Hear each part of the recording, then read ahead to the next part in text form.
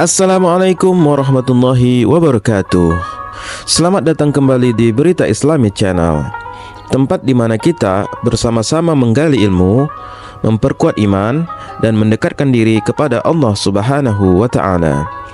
Dalam video kali ini kita akan membahas tentang kisah seorang ulama muda yang berasal dari Bani Israel. Beliau melakukan perjalanan selama kurang lebih 50 tahun dalam mencari sosok Nabi Muhammad yang merupakan nabi paling terakhir di akhir zaman. Apakah Anda sudah pernah mendengar ceritanya? Baik bagi yang belum dan sudah pernah mendengar ceritanya, tidak ada salahnya untuk mendengar kembali. Selain untuk merefresh kembali kisahnya, semoga kisah ini menjadi iktibar dan juga manfaat bagi kita semua. Saksikan hingga akhir. Semoga video ini dapat membawa manfaat, menambah ilmu, dan mengingatkan kita akan pentingnya menjaga keimanan dan ketakwaan. Jangan lupa untuk like, subscribe, dan aktifkan lonceng notifikasi agar tidak ketinggalan video terbaru dari kami. As-Sa'labi mengisahkan bahwa pada masa Bani Israel hiduplah seorang ulama bernama Aisyah. Ia adalah seorang cendekiawan Bani Israel yang sering menghabiskan waktunya mempelajari lembaran-lembaran kitab-kitab kuno Samawi.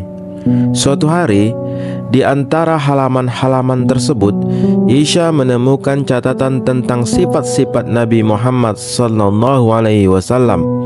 Dengan cepat, ia mencatat semua deskripsi yang tersebar di berbagai lembaran, lalu mengumpulkannya menjadi salah satu kesatuan dan menyimpannya dengan rapi di dalam sebuah peti. Peti tersebut dikunci rapat dan tempat penyimpanan kunci itu dirahasiakan. Bahkan oleh Aisyah sendiri tidak tahu keberadaan kuncinya. Aisyah sendiri memiliki seorang putra bernama Balukia. Menjelang akhir hidupnya, Aisyah memberikan wasiat kepada Balukia untuk melanjutkan tugasnya sebagai hakim di tengah-tengah Bani Israel. Setelah beberapa waktu menjabat sebagai hakim menggantikan ayahnya, Balukia tidak sengaja menemukan sebuah peti yang terkunci di dalam rumahnya. Rasa penasaran pun menyelimuti dirinya. Ia bertanya kepada ibunya mengenai isi dari peti tersebut. Namun, sang ibu sudah pasti tidak mengetahuinya. Sang ibu menjawab, "Aku tidak tahu apa yang ada di dalamnya, dan bahkan kuncinya pun aku tidak pernah melihatnya." Meskipun rasa penasarannya semakin membesar, akhirnya Balukia berhasil membukanya secara paksa. Ternyata di dalamnya ia menemukan lembaran-lembaran yang berisi deskripsi tentang sifat-sifat Nabi Muhammad SAW. Tertulis bahwa Muhammad adalah penutup para nabi dan rasul, dan bahwa surga tidak akan dimasuki oleh nabi yang manapun sebelum Muhammad, dan umatnya terlebih dahulu memasukinya. Setelah membaca isi lembaran tersebut, Balukia segera keluar untuk menyampaikan informasi ini kepada kaum Bani Israel. Orang-orang Bani Israel mendengarkan kisahnya dengan sesama melalui penjelasan Balukia. Mereka berkata, "Ayahmu berani-beraninya menyembunyikan hal yang diketahuinya dan tidak memberitahukannya kepada kami. Jika bukan karena kamu sebagai putranya, kami akan membakar kuburannya. Karena ia telah merahasiakan berita kedatangan pemimpin para rasul, yaitu Muhammad SAW." Setelah itu, Balukia berpamitan kepada ibunya untuk memulai sebuah perjalanan panjang. Balukia berkata, "Ibu, aku telah menemukan berita tentang akan diutusnya seorang nabi di masa kini. Aku berniat untuk pergi dan tidak akan kembali sampai menemukan informasi tentang nabi ini." Ibunya pun mendoakan Balukia, "Semoga Allah mengabulkan cita-citamu." Dengan penuh tekad, Balukia bersiap dan meninggalkan Mesir untuk mencari kabar tentang Nabi Muhammad SAW. Ia menjelajahi dunia, mulai dari ujung timur hingga ke ujung barat, hingga tiba di Laut Ketujuh, di mana ia menyaksikan berbagai hal-hal keanehan yang belum pernah dilihat oleh manusia sebelumnya. Beberapa di antara keanehan tersebut ialah ia menemukan sebuah pulau yang dihuni oleh ikan hudhud, yaitu sejenis ikan paus. Ikan-ikan ini mengucapkan La ilaha illallah Muhammadar Rasulullah, yang artinya tiada Tuhan selain Allah, Muhammad adalah utusan Allah. Hal ini membuat Bulukiya terkejut. Lalu Bulukiya menyapa mereka dengan salam, namun mereka tidak membalas. Para ikan menjawab, "Kami tidak mengenal perkataan itu." Bulukiya kemudian menjelaskan, itu adalah sunnah yang diajarkan oleh Nabi Muhammad. Ikan-ikan hud pun bertanya, "Dari mana asalmu?" Bulukiya menjawab, "Aku berasal dari Bani Israel." Meskipun mereka terus bertanya, mereka tetap tidak mengenali siapa Bulukiya ini dan siapa Bani Israel. Mereka berkata, "Kami tidak tahu apa-apa tentang Adam maupun tentang Bani Israel yang kau sampaikan." Kemudian bertanya kepada ikan-ikan hud, "Mengapa kalian mengenal Muhammad?" Ikan-ikan tersebut menjawab bahwa sejak awal penciptaan mereka selalu mengucapkan kalimat syahadat itu. Mereka juga mengungkapkan bahwa mereka berasal dari jenis ikan yang ada di neraka Jahannam. Hal ini membuat Bulukiya semakin penasaran tentang kondisi neraka Jahannam. Ketika ia bertanya lebih jauh, ikan-ikan itu menjelaskan tentang kondisi mengerikan neraka Jahannam, yaitu sebuah lembah hitam yang dipenuhi oleh bau busuk. Neraka tersebut mempunyai 2 napas dalam setahun. Napas pertama terjadi pada musim panas yang menghasilkan hawa yang sangat panas, dan napas kedua terjadi pada musim dingin menghembuskan udara yang sangat dingin. Ikan-ikan itu menggambarkan keadaan tersebut dengan detail yang membuat Bulukiya merinding. Kemudian Bulukiya mengalihkan pandangannya ke sebuah pulau lain dan melihat ikan-ikan hud yang lebih besar dari yang pertama. Ukurannya menyerupai pelepah kurma. Di antara mereka ada seekor ikan hud yang berwarna kuning. Saat ikan hud itu bergerak, ikan-ikan lain di sekitarnya ikut bergerak bersamanya. Ketika ikan-ikan hud tersebut menyadari bahwa Bulukiya memberikan perhatiannya, mereka bertanya, "Siapakah kamu?" Bulukiya menjawab, "Aku adalah Bulukiya dari Bani Israel." Nama itu terdengar asing di telinga mereka. "Kami belum pernah mendengar perkataan itu sebelumnya," balas mereka. Ikan yang berwarna kuning tersebut menjelaskan, "Aku ditugaskan untuk mengendalikan semua ikan laut di dunia. Jika tidak ada aku, ikan-ikan hud akan mengejar kaum Bani Israel dan memakan mereka dalam waktu 1 hari." Bulukiya kemudian melanjutkan perjalanannya hingga mencapai laut ke-7, di mana ia menemukan berbagai keanehan yang terlalu banyak untuk disebutkan satu persatu pada video kita yang singkat ini. Di antara hal-hal aneh yang ia temui adalah sebuah pulau dengan pohon kurma yang terbuat dari emas. Ketika terkena sinar matahari pagi, pohon itu berkilau seperti kilat dengan pancaran sinar yang begitu tajam hingga sulit dilihat dengan mata telanjang. Selain pohon kurma emas, di pulau tersebut juga tumbuh sebuah pohon besar yang lain. Saat Bulukiya mencoba mendekati dan mengambil sesuatu dari pohon-pohon itu, terdengar suara memperingatkannya, "Hati-hati, jangan ganggu aku, wahai orang yang tersesat." Mendengar itu, Bulukiya membatalkan niatnya dan memilih duduk untuk beristirahat. Di tengah istirahatnya, ia tiba-tiba melihat sekelompok makhluk turun dari langit. Masing-masing membawa pedang terhunus. Ketika mereka melihat Bulukiya, mereka bertanya, "Bagaimana kau bisa sampai di sini?" Bulukiya pun menjelaskan tentang dirinya. "Aku berasal dari Bani Israel. Namaku Bulukiya." Lalu ia bertanya, "Siapakah kalian sebenarnya?" Mereka menjawab, "Kami adalah kaum jin yang beriman. Allah mengutus kami dari langit untuk memerangi jin-jin kafir yang di bumi." Setelah mendengar penjelasan mereka, Bulukiya pun melanjutkan perjalanannya dan meninggalkan pulau tersebut. Di tengah perjalanannya, Bulukiya dikejutkan oleh kehadiran seorang malaikat dengan postur yang luar biasa besar. Malaikat-malaikat tersebut berdiri tegak dengan tangan kanannya mencapai ujung timur dan tangan kirinya menjangkau ujung barat.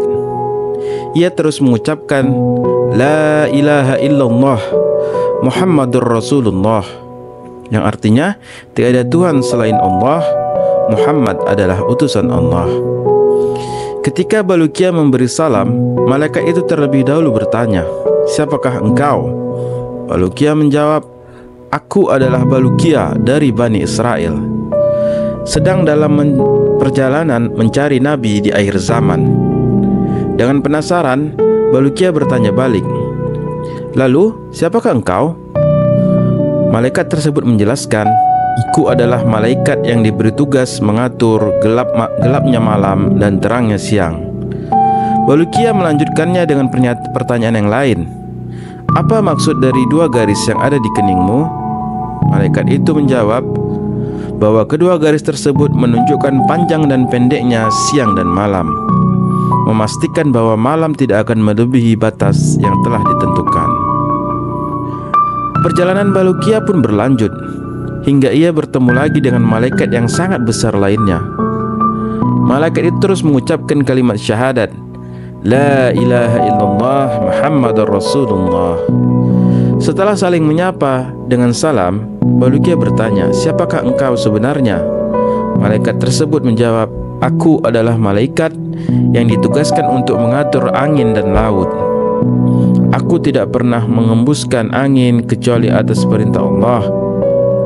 Angin aku kendalikan dengan tangan kananku, sementara laut aku alihkan dengan tangan kiriku. Jika tidak dikendalikan demikian, manusia di bumi akan mempergunakannya tanpa batas. Demikianlah malaikat demi malaikat ditemui oleh Balukia dalam perjalanannya. Perjalanan Balukia kemudian membawanya ke Gunung Qaf yang terdiri dari batu yakut yang berwarna hijau.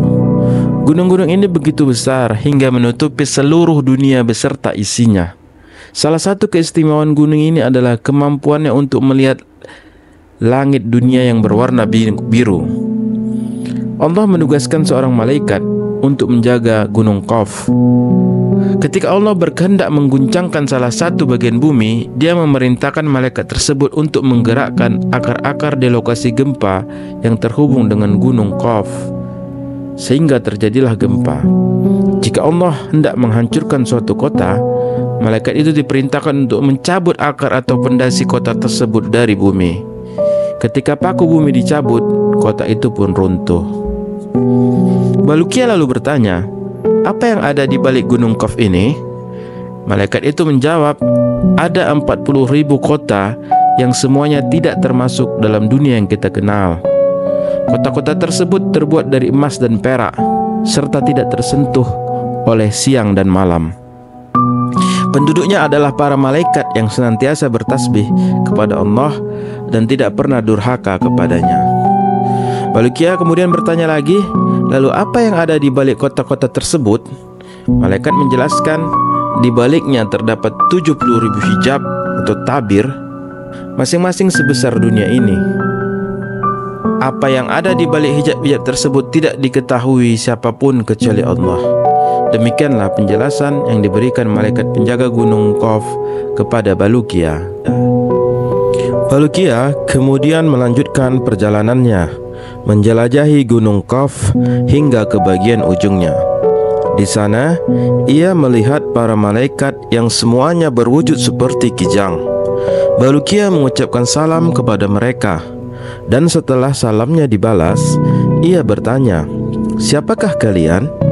Mereka menjawab, kami adalah malaikat Allah, dan kami telah menyembah Allah Subhanahu wa ta'ala di tempat ini sejak pertama kali kami diciptakan.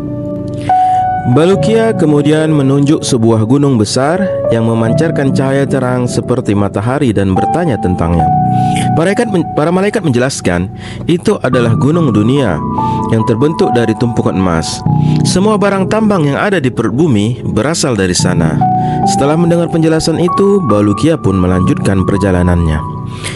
Perjalanan Balukia membawanya ke sebuah lautan yang sangat luas, di mana ia bertemu dengan 2 ikan hut yang luar biasa besar.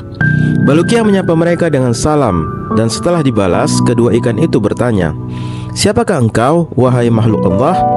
Balukia menjawab, aku Aku adalah Balukia dari Bani Israel, dan aku datang ke sini untuk mencari Muhammad, penutup para nabi. Perjalanannya begitu panjang hingga tanpa disadari ia merasa sangat kelaparan. Apakah kalian memiliki makanan? Tanya Balukia dengan harapan ikan-ikan itu berbaik hati. Ikan Hud itu lalu mengeluarkan sepotong roti yang diberikan oleh Allah. Dengan lahap, Balukia memakan roti itu dan rasa laparnya pun hilang sepenuhnya. Setelah menjelajahi pulau tersebut, Balukia melihat seekor burung besar dengan bentuk yang sangat indah terbang di langit.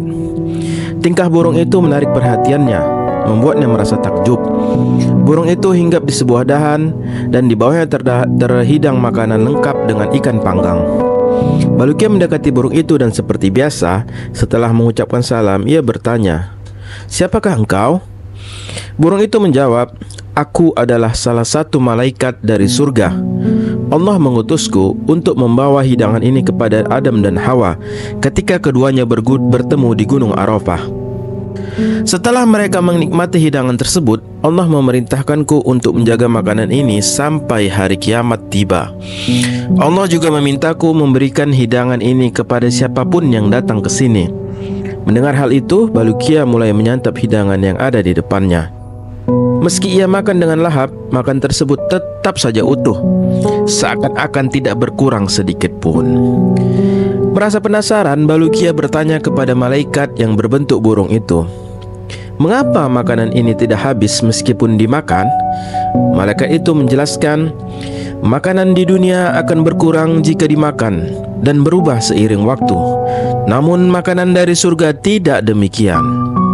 Balukia pun bertanya lagi, "Apakah ada orang lain yang pernah memakan hidangan ini?" Burung itu menjawab, "Benar. Yang sering mampir ke sini adalah Khidir Abdul Abbas. Ia kadang-kadang singgah untuk makan, lalu melanjutkan perjalanannya," ujar burung itu mengakhiri pembicaraan. Ketika mendengar nama Khidir disebutkan, Balukia langsung terkejut karena ia sangat ingin bertemu dan belajar darinya. Suatu hari saat Balukia sedang berduduk santai, tiba-tiba ia melihat Khidir alaihissalam muncul di hadapannya. Khidir tampak mengenakan pakaian yang serba putih. Dengan penuh hormat, Balukia berdiri dan mengucapkan salam yang kemudian dijawab oleh Khidir.